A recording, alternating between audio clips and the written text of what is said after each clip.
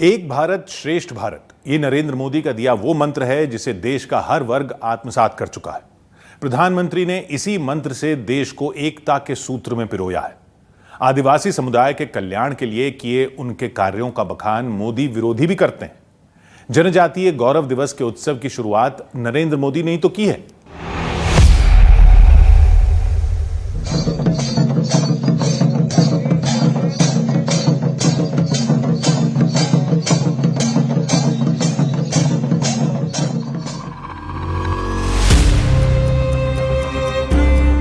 Ranchi jail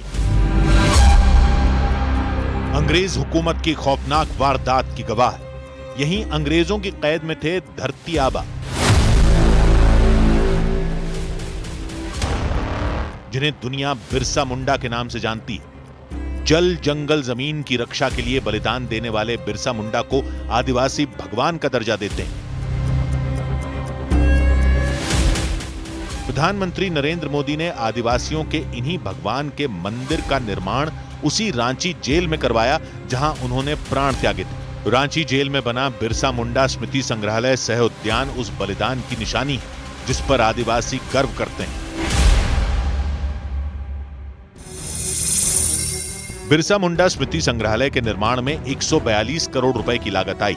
यहां भगवान बिरसा मुंडा की 25 फीट ऊंची प्रतिमा स्थापित की गई। संग्रहालय में बिरसा मुंडा के साथ 13 जनजातीय नायकों की वीरता की गाथाएं भी प्रदर्शित की गईं। प्रधानमंत्री नरेंद्र मोदी का आदिवासी समाज से बड़ा पुराना नाता है। उन दिनों से नरेंद्र मोदी आदिवासी जीवन के संघर्ष से परिचित हैं जब वो स्वयं सेवक थे। नरेंद्र मोदी जंगल जंगल भटके हैं, आदिवासियों के बीच लंबा अरसा रहे हैं। उनके जीवन का यह अध्याय बहुत कम लोग जानते हैं। 1857 से 1947 तक मेरे आदिवासियों ने हर हुकूमत के सामने लड़ाई लड़ी। ये 1983 की बात है।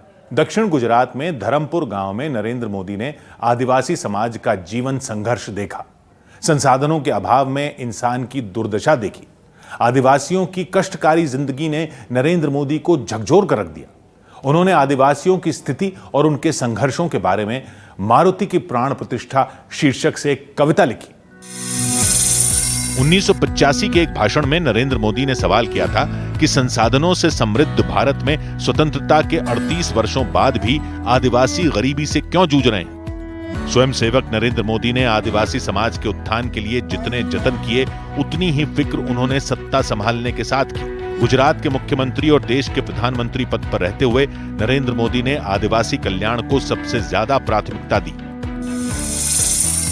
आदिवासी समुदाय के समग्र विकास के लिए मोदी सरकार ने पीएम जनमन योजना के लिए 24,104 करोड़ रुपए और धरती आबा अभियान के लिए 79,156 करोड़ रुपए का बजट दिया। अनुसूचित जनजातियों के विकास के लिए पीएम मोदी ने 5 गुना बजट बढ़ाकर 2024-25 में इसे 1,23,000 करोड़ रुपए कर दिया। पिछले 11 साल में जनजातीय मामलों के मंत्रालय ने आदिवासी छात्रों को सशक्त बनाने के लिए अपने स्कॉलरशिप सिस्टम को मजबूत किया है।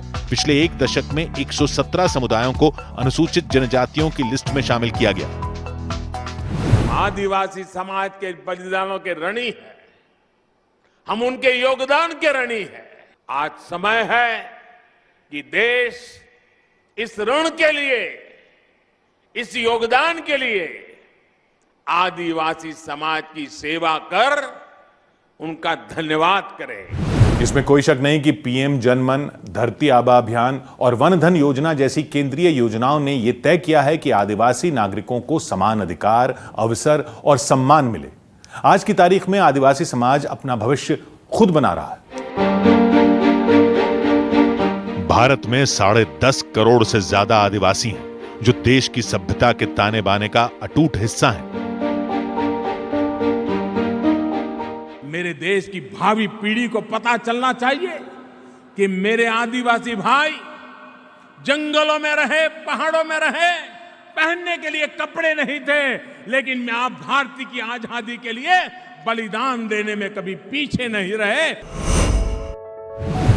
पीएम मोदी पर न्यूज़ 18 की खास सीरीज जारी है। कल रात 10:15 पर देखना ना भूलें।